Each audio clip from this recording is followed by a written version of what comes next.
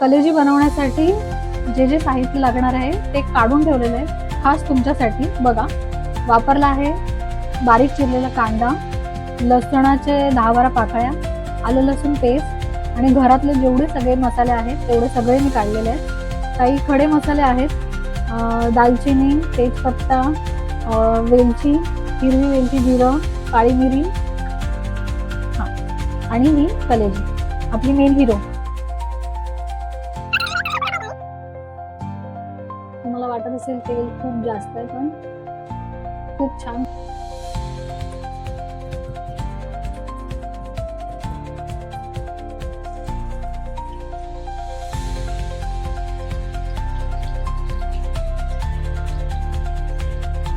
लसूण लालसर झाला की त्यात आपण खडे मसाले टाकून घ्यायचे.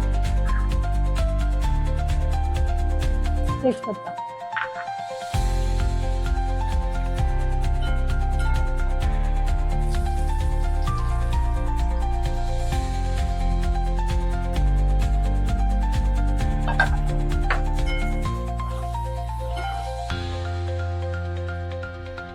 आपण मीठ टाकून घेऊया म्हणजे कांदा नरम होईल. मस्त नरम झालेला आहे, ट्रान्सपरंट. तर आता आपण 1 चमचा आलं लसणाची पेस्ट घालूया.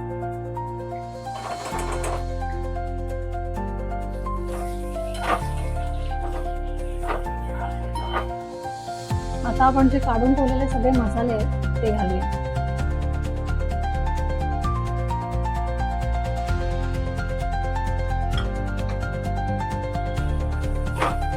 छान त्यांना परतून घेऊया तेल सुटेपर्यंत. मस्त आता तेल सुटलेलं आहे. आता आपण घालूया कलेजी.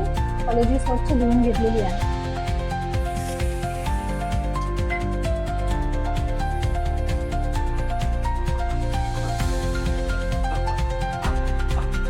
आता छान ह्याला परतून घ्यायचंय, सगळे मसाले लागले पाहिजे.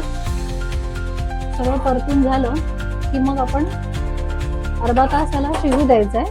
आणि ज्यांना समजत नसेल की कधी शिजतंय कधी नाही, तर ते 10-10 मिनिटांनी चेक करू शकता. तर मी आता ह्याच्यावर झाकण ठेवते.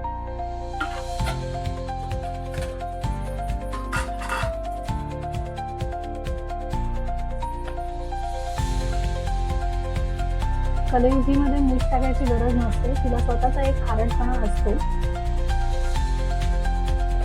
काय नाही, मस्करी करते.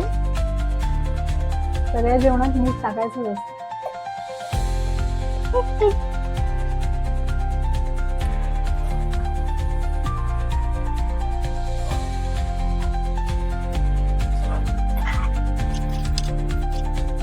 आता तुम्हाला कलेजी कशी बनवायची त्याप्रमाणे ह्याच्यावर झाकण ठेवायचं. ह्याच्यावर थोडीशी ग्रेव्ही पाहिजे असेल तर तुम्ही ह्याच्यात झाकण ठेवू शकता आणि त्याच्यावर पाणी. तुम्हाला जर अशीच ग्रेव्ही हवी असेल सुकी सुकी तर त्यात तुम्ही उलटा झाकण ठेवायचं. असं मला अशीच हवी आहे ग्रेव्ही, त्यामुळे मी असं ठेवलंय. 10 ते 15 मिनिटं छान झालेली आहे. छान तेल सुटलेले आहे, मसाले पण शिजलेले आहेत आणि कलेजी पण अर्थात दाखवते. छान आमचा आतमध्ये शिजतोय, म्हणजे छान शिजलेली आहे.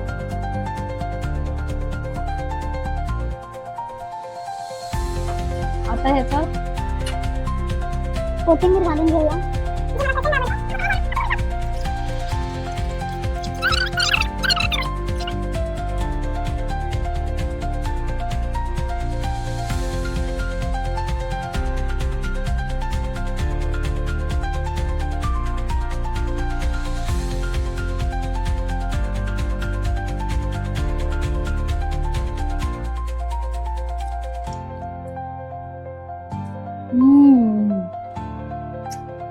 काय झाली आहे कलेजी, मस्त रसरशीत, तिखट, झणझणीत आणि तांदळाच्या भाकरी बरोबर खूप सुंदर लागेल. आणि त्याच्याबरोबर कांदा.